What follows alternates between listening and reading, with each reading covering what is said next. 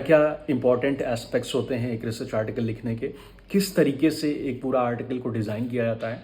तो अगर सीधी सीधी बात करें तो we have two types of articles. एक तो हमारा रिसर्च आर्टिकल होता है, एक रिव्यू आर्टिकल होता है। ठीक है, रिसर्च आर्टिकल जो होता है वो हमने अपनी लैब में कोई चीज़ परफॉर्म करने के बाद उसके रिजल्ट्स ऑब्टेन किए होते हैं और उसको हम पब्लिश कराते हैं। तो that is basically based on your work. ठीक है, इधर वो इन विट्रो वर्क हो, इन वीवो वर्क हो या इन सिलिको वर्क हो, that is related to bioinformatics. ठीक है, तो ये जो वर्क होता है अगर इसको हम पब्लिश कराएंगे तो it will be referred as research article. और अगर हम on the basis of available literature कोई चीज़ कॉन्क्लूड कर रहे हैं, कोई नया अपने हिसाब से कोई नई चीज़ हाइपोथेसाइज कर रहे हैं, ठीक है, तो ये होता है रिव्यू आर्टिकल।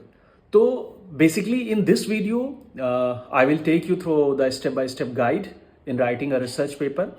तो सबसे पहला जो स्टेप होता है रिसर्च पेपर का वो होता है कि कौन सा ऐसा टॉपिक चूज किया जाए या किस तरीके से टॉपिक चूज किया जाए हमारे रिसर्च आर्टिकल का। तो first point is selecting A topic that is relevant, interesting and researchable. ठीक है, जो रेलिवेंट हो, रिसर्चेबल हो और इंटरेस्टिंग हो। ठीक है, तुम्हारा जो टॉपिक है बेसिकली स्पेसिफिक होना चाहिए और उसके अंदर उसके अगेंस्ट में आपके पास सफिशिएंट बैकग्राउंड लिटरेचर अवेलेबल होनी चाहिए। ठीक है, तो instead of choosing a broad subject like cancer research या कोई दूसरा रिसर्च, ठीक है, एक एग्जांपल दे रहा हूं मैं, आपको उसको नैरो डाउन करना पड़ेगा। narrow down to something like role of some important herbal products in targeting pancreatic cancer cells। आप किसी चीज को टारगेट कर रहे हैं, मतलब टारगेट स्पेसिफिक बना रहे हैं।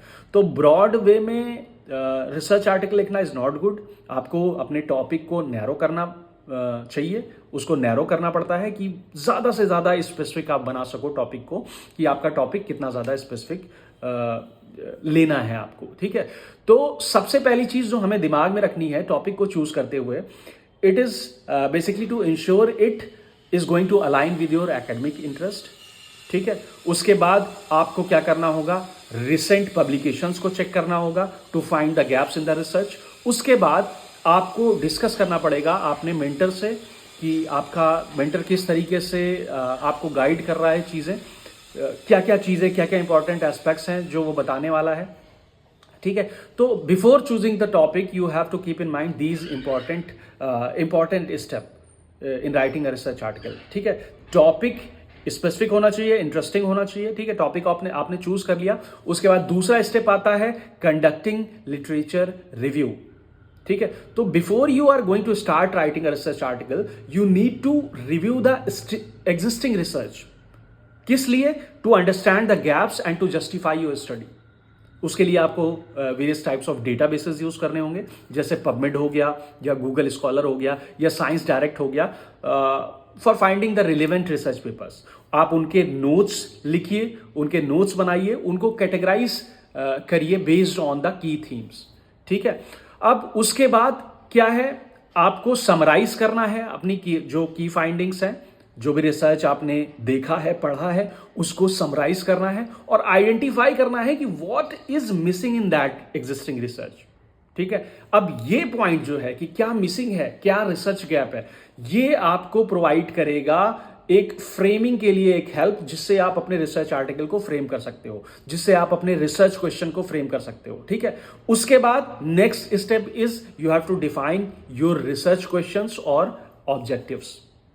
ठीक है, तो आपका जो रिसर्च क्वेश्चन है, जो भी आपने गैप के थ्रू आइडेंटिफाई किया है, पढ़ने के बाद, रिव्यू ऑफ लिटरेचर करने के बाद जो भी आपने आइडेंटिफाई किया है, your research question should be clear, concise and focused. For example, हम एक एग्जाम्पल लेते हैं कि how do nano particles work in medicine.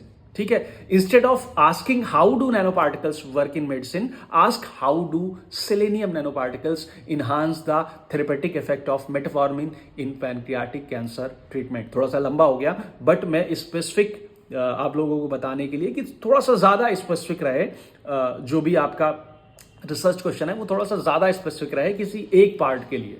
ठीक है, ये क्या करेगा, ये आपकी रिसर्च को ज्यादा से ज्यादा स्पेसिफिक बनाएगा और इंपैक्टफुल बनाएगा। ठीक है, उसके बाद you have the next step, research methodology.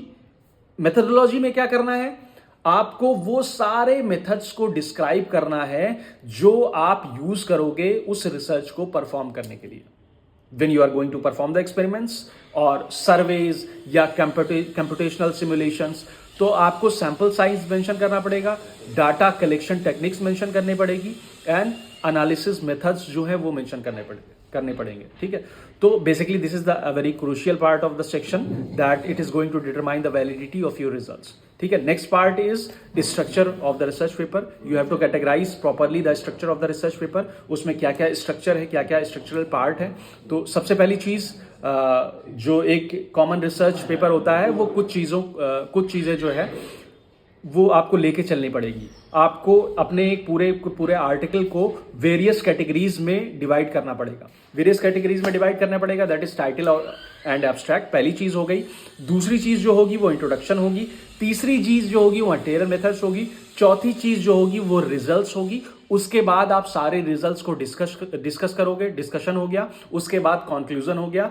फिर there is a point of references, there is a heading of references, जहां आप वो सारे रेफरेंसेस साइट करोगे जो आपने स्टडी किए हैं। ठीक है, तो इन जो 7 पॉइंट्स हैं इनको दिमाग में रखते हुए आप किस तरीके से इन पॉइंट्स को डिजाइन करेंगे, क्या क्या इंपॉर्टेंट एस्पेक्ट्स हैं जो आपको अपने दिमाग में रखने पड़ेंगे इन सारी चीजों को लेने के लिए।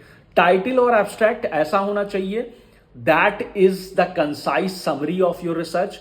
आप कोई बंदा है वो सीधा सीधा आपके टाइटल या एब्स्ट्रैक्ट को देख के ही बता दे कि हाँ आपने रिसर्च में क्या चीज किया है, इस तरीके का टाइटल होना चाहिए। एब्स्ट्रैक्ट बेसिकली एक समरी होनी चाहिए, शॉर्ट समरी, कि आपने आगे चल के इस रिसर्च पेपर में क्या क्या चीजें परफॉर्म करी है, क्या क्या मेजर रिजल्ट्स निकल करके आए हैं। तो एब्स्ट्रैक्ट जनरली 200 से 250 वर्ड्स का होता है।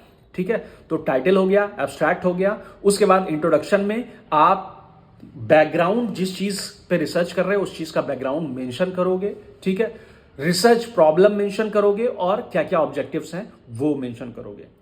ठीक है, ये इंट्रोडक्शन पार्ट हो गया। उसके बाद थर्ड हेडिंग आपकी होगी रिसर्च आर्टिकल में मटेरियल मेथड्स। इसमें आपने अपनी बात को प्रूव करने के लिए, अपने एक्सपेरिमेंट्स को प्रूव करने के लिए आपने कौन कौन से मेथड्स कंडक्ट किए हैं अपनी स्टडी को परफॉर्म करने, कौन कौन से मेथडोलॉजी, कौन कौन से टूल्स एंड टेक्निक्स यूज किए हैं। ठीक है, वो सारी टूल्स एंड टेक्निक्स आपको मटेरियल्स मेथड्स में लिखनी पड़ेगी। उसके बाद you have the result section, जहां you have the key findings, the tables, the graphs जो भी ऑब्टेन हुए हैं। जैसे फॉर एग्जांपल आपने कोई रिजल्ट परफॉर्म किया है तो उसके लिए आपने यूवी विजिबल स्पेक्ट्रोफोटोमीटर से रीडिंग ली है, तो उस यूवी के बारे में तो आप मटेरियल्स मेथड सेक्शन में लिख दोगे, लेकिन उससे जो रिजल्ट ऑब्टेन हुआ है वो आप रिजल्ट सेक्शन में लिखोगे।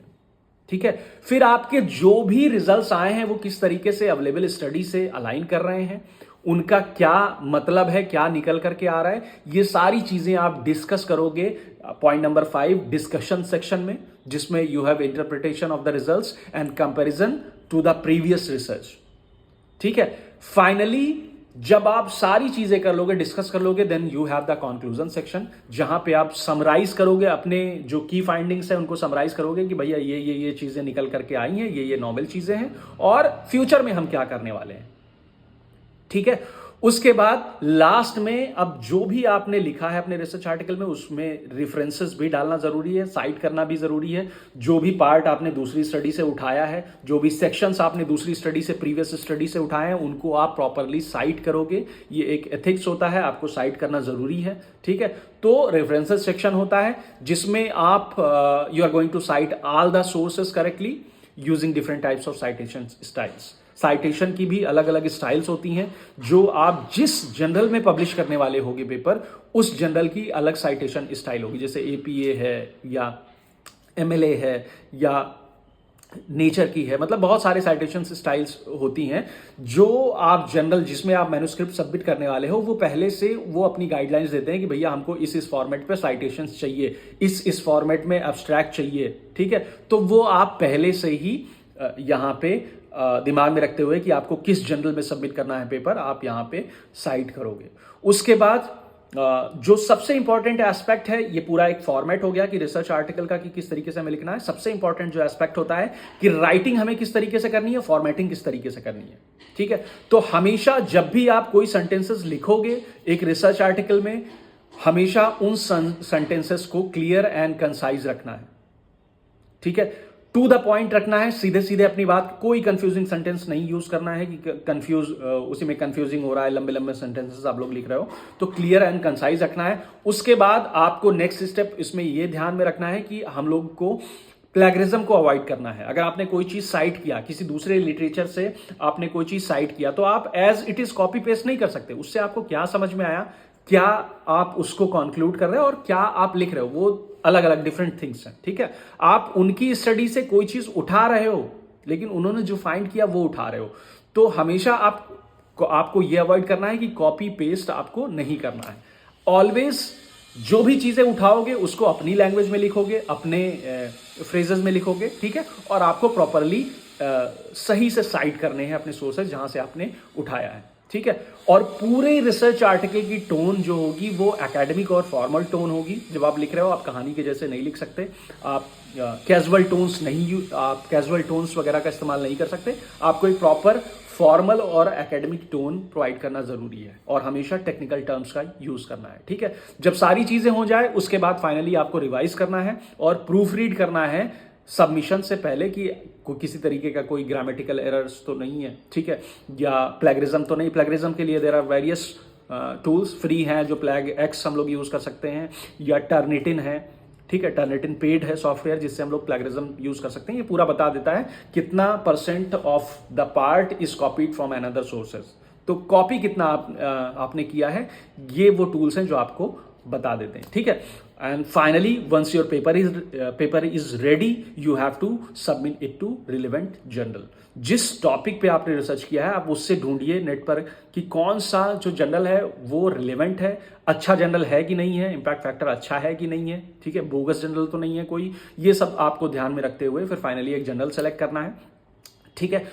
Means once your paper is ready, submit it, you have to submit it to the relevant journal, and after submission your paper will go through a peer review process.